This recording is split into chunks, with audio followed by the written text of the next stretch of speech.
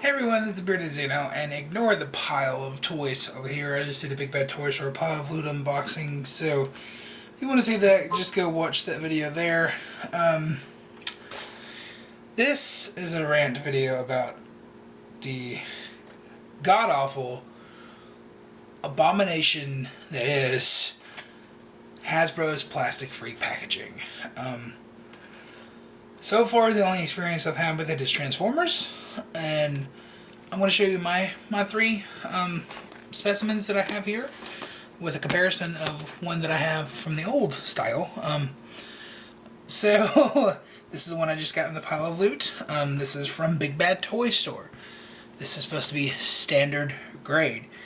Big Bad Toy Store does a fantastic job of shipping. Okay, I only had a few bent cards, and that's probably because I opened the box upside down, so that was on me. Whatever. However, is not on me is this. Look at the condition of this flimsy ass cardboard. This is supposed to be straight. That is bowed in. This is ripped and torn right there already. This whole side right here is misshapen. The front is caved in. The back is somewhat alright, except for it is puffing up right here. This thing is just an absolute mess. Okay. Not only on top of that, this feels absolutely cheap as hell. There's no weight to it whatsoever. It is literally just a little bit of thin layer of cardboard, and that is it. That is it. The only thing holding your figure in is going to be these little ties right here, and it's gotten worse with this. 100% worse.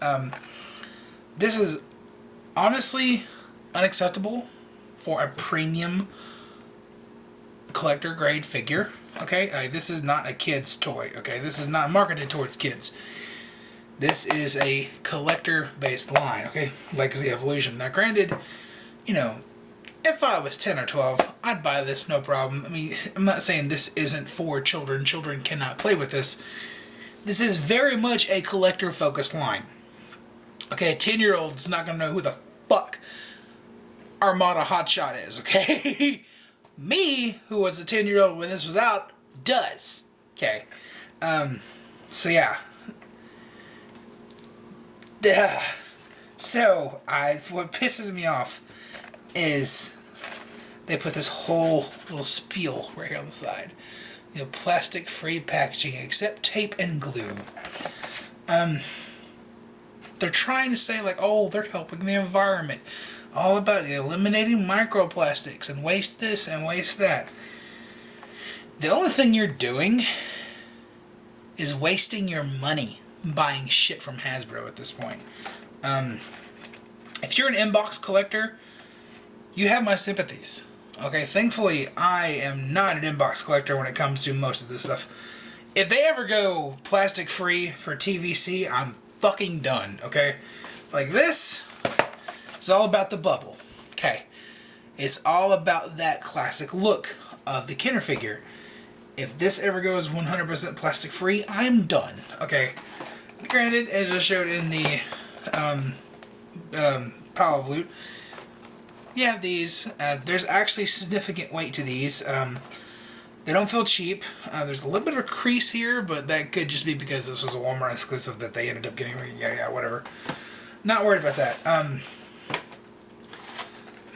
But if they ever go TVC plastic free, I'm done. 100% done. Transformers I don't mind as much, you know. And again, this is all waste, really, in the end of the day. Once I get what I want out of this figure, this is going in the bin regardless. But from a collector's standpoint, this is simply not enough for a premium collector baseline. This guy was $25 for a deluxe. Okay. years and years and years ago when I first started collecting Transformers, deluxes were $10 all day long. This is more than doubled in price. It's 1.5 times more expensive than it was when I bought the original version of this. And honestly, it's gotten to be a worse experience. And again, this is all waste to me when it comes to the cardboard. So, ultimately, it doesn't matter. Once I get the setup package and it's on my shelf, I'll forget all about this. But your first impression of buying this figure, of seeing it on the shelf, when you see this, you grab it off, you feel this pretty much empty cardboard, weightless box, and you can barely get any glimpse of your figure. Does this feel like a $25 experience to you? It doesn't to me. It gets better. Also have the Legacy, I guess it's not Evolution, but it's just the Transformers Legacy Autobot Skids. I've had this for a couple months at this point, just sitting over here in my open corner, and this was my first oh no with the plastic-free packaging. However, this is not 100% plastic-free, as you can see. There is these little plastic little cables in there. That's why I say it got worse, because they added just little cardboard tubes. But it is the exact same. This is the way that it came to me from Amazon. You can see how concaved it is here. It was in a outer shipper box. There was nothing wrong with the box. It was perfectly straight. But this had to have been the way that it came case fresh. Again, this is bowed. Ripped to hell and back. This is literally the way that it was delivered to me. That is like that. Bowed down like that. There is no weight to this whatsoever. And let's go up to a Voyager class. I just got this 2 days ago from Amazon.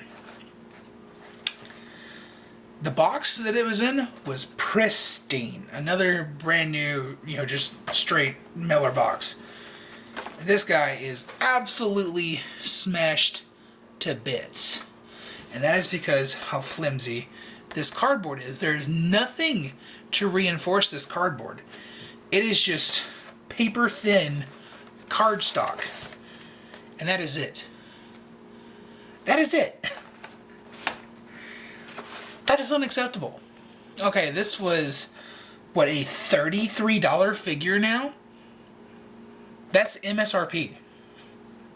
It should not be this cheap of an experience.